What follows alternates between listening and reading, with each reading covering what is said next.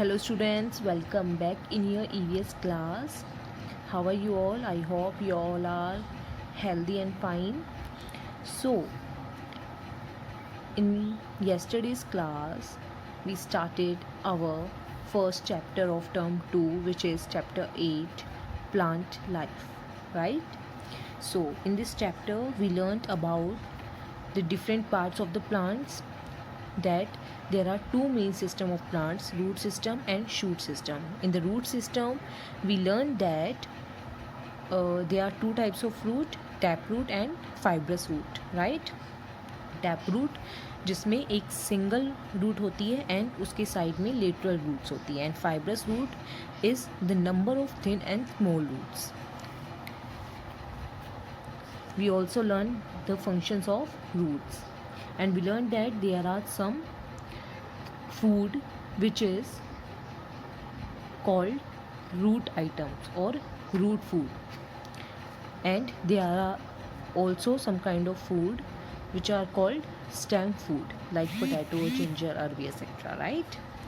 And in the shoot system we learned that what shoot is called, the part of the plant that grows above the ground is called shoot.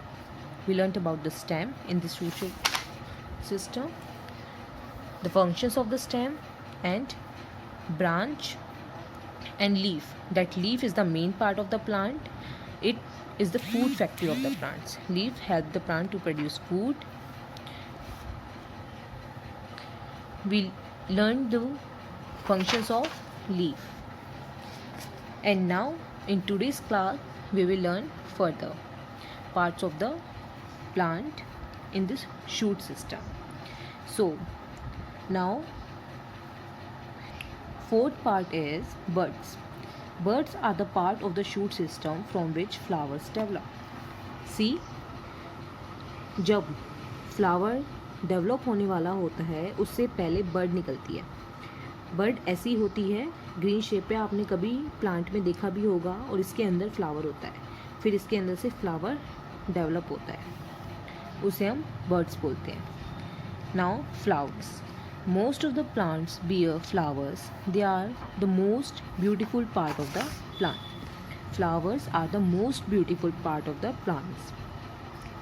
Flowers are of different shapes, size and colors. They have a sweet fragrance called smell. Flowers के अंदर different smell होती है, वो different shape के होते हैं, size के होते हैं, डिफरेंट टाइप्स के आपने फ्लावर देखे होंगे. रोज़ प्लांट के फ्लावर में रोज़ अलग टाइप का होता है, lotus, jasmine, they are different type of flowers and they look so beautiful. Their bright colors attract butterflies and other insects. जो फ्लावर्स के ब्राइट कलर होते हैं वो किसको अट्रैक्ट करते हैं? बटरफ्लाइज को और इंसेक्ट्स को. Now the functions of flowers. Flowers help in reproduction because they produce fruits and seeds. See, flowers of a plant helps its in reproduction. वो रिप्रोडक्शन में हेल्प करते हैं. Why? Because they produce the food and seed. See, fruit के अंदर seed होता है जिसकी मदद से हम दूसरा प्लांट भी ग्रो कर सकते हैं. Flowers are use for decoration. Flowers decoration purpose में भी काम आते हैं. Flowers are use to make perfumes. Flowers की हेल्प से फ्लावर्स के अंदर क्योंकि डिफरेंट फ्रेगनेंस पाई जाती है, सो हम परफ्यूम्स बना सकते हैं. Flowers be a nectar which is used by Honey बीज टू मेक हनी. फ्लावर्स के अंदर नेक्टर पाया जाता है जो किसकी मदद करता है? हनी बीज की मदद करता है to make the honey, right? So ये थे फंक्शंस फ्लावर्स के. Now there is a fact file that cauliflower is a flower that is used as vegetable. Cauliflower flower है but we used it as a vegetable. The most expensive spice, saffron, is made by drying parts of crocus flowers. See, जो सबसे ज़्यादा expensive spice है saffron, वो किस में बनता है? जो drawing parts of crocus flowers हैं. क्रोकस फ्लावर्स के ड्राइंग प्लांट्स, मतलब सूखे, उसको सुखा के क्रोकस फ्लावर्स को, उससे हम सैफरन बनाते हैं। सैफरन क्या होता है? केसर। केसर सबसे महंगा मिलता है, वो मोस्ट एक्सपेंसिव होता है, और वो किसकी पत्तियों को, मतलब किसके फ्लावर्स की पेटल्स को सुखा के बनाया जाता है? Crocus. Now come to the parts of the flowers. अब हम फ्लावर के पार्ट्स देखेंगे। The main part of a flower are, first one is sepal. The green part of the outermost circle of a flower is called sepal. The sepal protects the flower when it is a bud. See, ये जो green part होता है, let me show you, ये जो bird होती है, ये जो ग्रीन पार्ट है इसमें, ये सेपल कहलाता है फ्लावर में। जब फ्लावर ग्रो हो जाता है तो ये ऐसे नीचे की तरफ आ जाता है, जैसे कि हमें यहाँ पे शो करा गया है, लाइक दिस। ये होता है sepal. The green part of the outer most circle of a flower is called sepal. Petals. Petals क्या, जो फ्लावर्स की पत्तियाँ होती हैं उन्हें हम पेटल्स बोलते हैं। Petals are located inner to the sepals. ये सेपल के अंदर पेटल्स होते हैं फ्लावर्स के, right. Petals are the most attractive part of the flower. They are of different shape, size and colours. See, different flowers की different types की petals होती हैं, डिफरेंट शेप की होती हैं, डिफरेंट कलर की होती हैं। Now come to स्टेमन।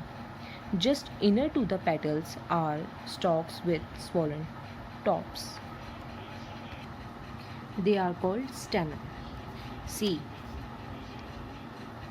Stock means like stem होती है जैसे पतली सी, वैसे ही डंठल जैसे होती है, ऐसी ही शेप में एक फ्लावर के अंदर, जो जब कभी आपने फ्लावर को ऐसे खोल के देखा होगा, उसकी पेटल्स हटा के देखा होगा, तो आपको ये अंदर का जो ये स्ट्रक्चर दिख रहा है आपको, वो पार्ट्स आपको शो होंगे फ्लावर्स के।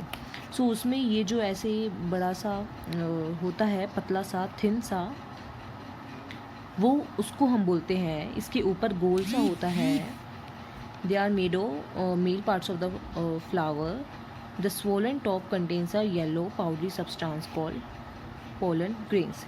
ये swollen tops means फूला हुआ, ये ऊपर का पार्ट इसका फूला हुआ होता है, swollen top, और ये पतला होता है, stalk. stalk means जैसे डंठल होती है, like stem, इसको हम बोलते हैं stamen. और stamen क्या है? Male part of the flower.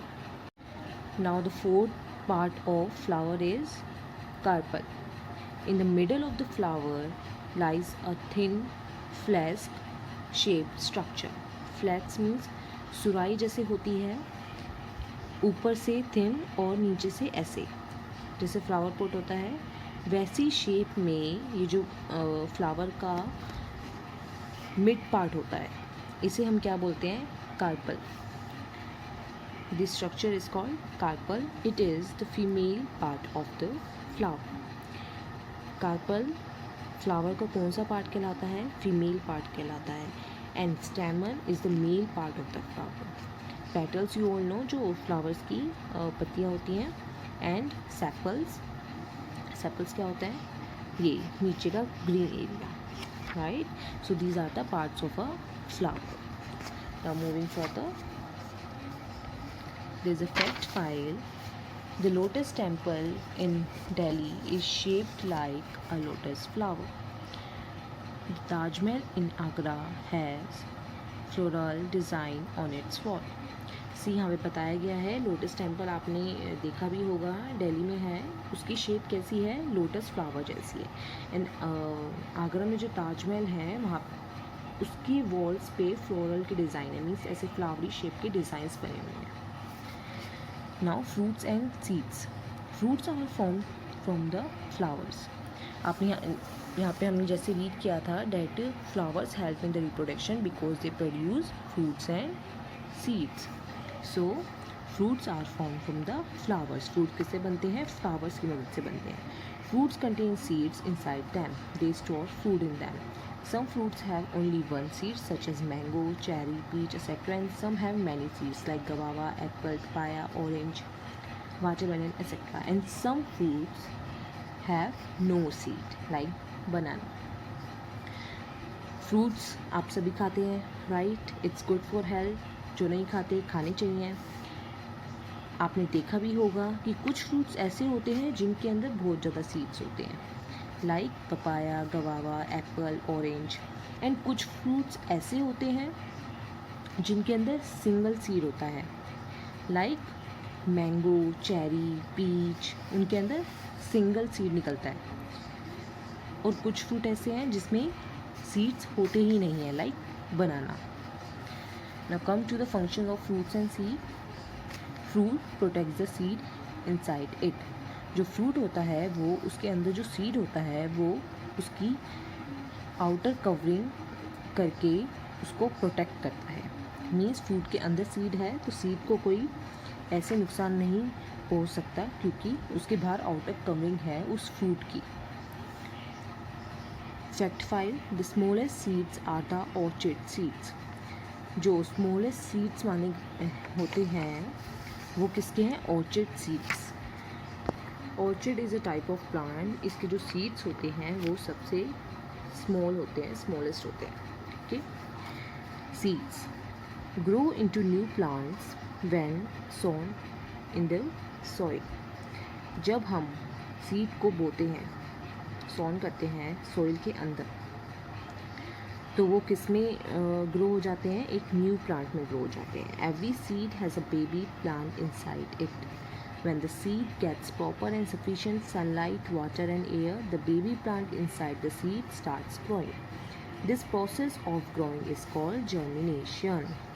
See, the process of seed growing into a new plant is called germination. जब एक seed एक plant बनता है तो उस process को क्या बोलते हैं? Germination. See, यहाँ पे दिखाया भी गया है इस इमेज में जर्मिनेशन ऑफ सीड. हमने सीड सोन करा सॉइल के अंदर, फिर सीडलिंग बनी, फिर सैपलिंग बनी, and then it convert into a or grow into a new plant. सबसे पहले सीड में से सीडलिंग निकलती है, मीन्स छोटा सा मिनी प्लांट निकलता है, बिल्कुल छोटा. एंड फिर सैपलिंग बनती है जो हमें दिखती है, फिर उसके बाद वो एक प्लांट में कन्वर्ट हो जाता है. और उस प्रोसेस को हम क्या बोलते हैं? Germination of seed. Seed of some plants like wheat, rice, gram etcetera are used as food.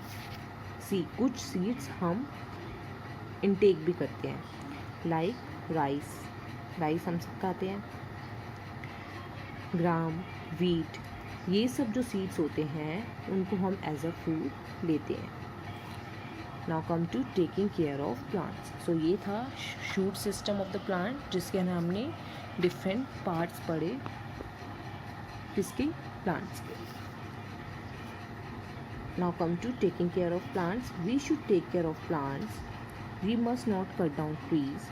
Cutting trees will lead to serious problems like pollution, floods, drought. It is not possible for us to live without plants. They are the source of food, wood, medicine and oxygen. See, हमें plants की हमेशा take care करनी चाहिए. Plants को कभी भी trees को cut नहीं करना चाहिए. आपने जैसे कि अभी सीखा भी है और you already know about it that plants, trees, animals, ये जो हमें नेचर से चीज़ें मिली हैं वो कितनी हेल्पफुल है हमारे एनवायरनमेंट के लिए, हमारे एनवायरनमेंट में बैलेंस रखने के लिए. प्लांट से हमें ऑक्सीजन मिलती है, फ्रेश एयर मिलती है, प्लांट्स की फ्रूट, वेजिटेबल, राइट. सो हमें प्लांट्स की टेक केयर करनी चाहिए.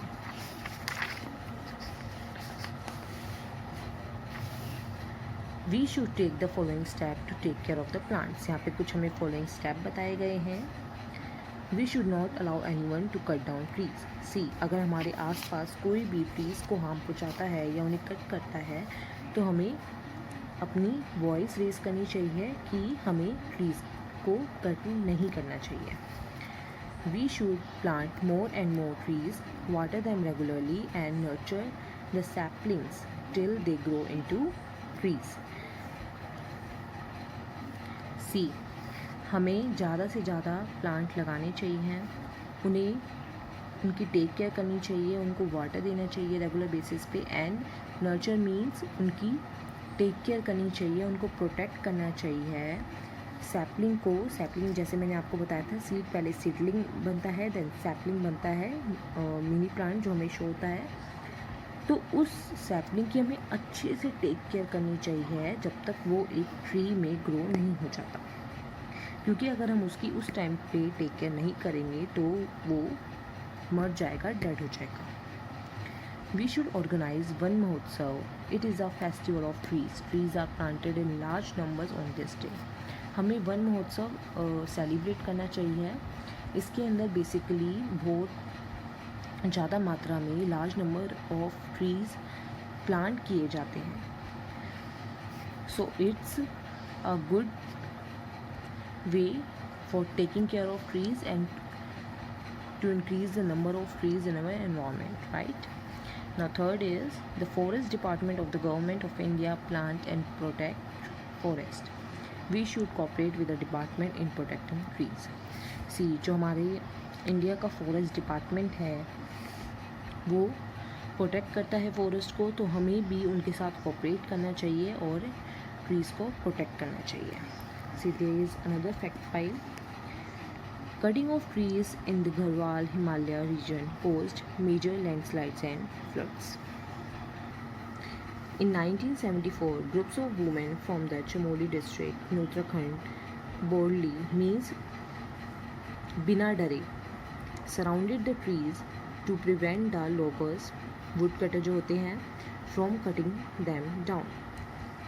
See, यहाँ पे गढ़वाल हिमालय में जब ज़्यादा मात्रा में ट्रीज़ को कट कर दिया गया था तो वहाँ पे लैंडस्लाइड्स और फ्लड आ गए थे.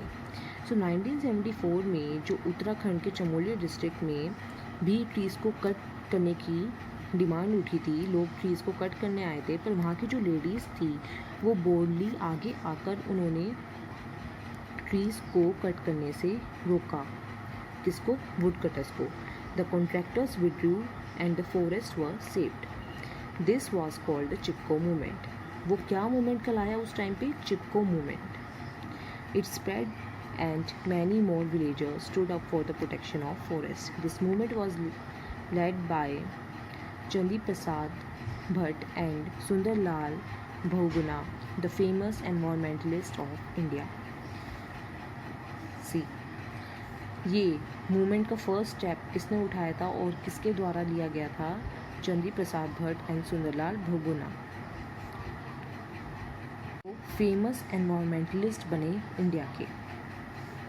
ये चिपको मूवमेंट बेसिकली इसे चिपको मूवमेंट ही क्यों कहा जाता है? क्योंकि जब वुड कटर्स ट्रीज़ को कट करने आए तो वहाँ के जितने भी लोग थे, लेडीज़ थी और बाकी जो लोग थे, वो सब आगे बढ़कर उन्होंने ट्रीज़ को हग कर लिया था और वो ट्रीज़ से चिपक गए थे ताकि कोई उन ट्रीज़ को कट ना कर पाए. सो ये मूवमेंट इतना ज़्यादा फेमस हुआ था हिस्ट्री में हमारी, जिससे हमें प्रेरणा मिलती है कि trees are so important for us, हमें कभी भी उन्हें कट नहीं करना चाहिए, right? So this is your chapter plant life. I hope you understood all the things. Today we learned about the birds, flowers, parts of flowers, fruits, seeds and taking care of plants, right? So this is your chapter 8, plant life. I hope you understood all the things. Now you have to read this chapter. Thank you and take care.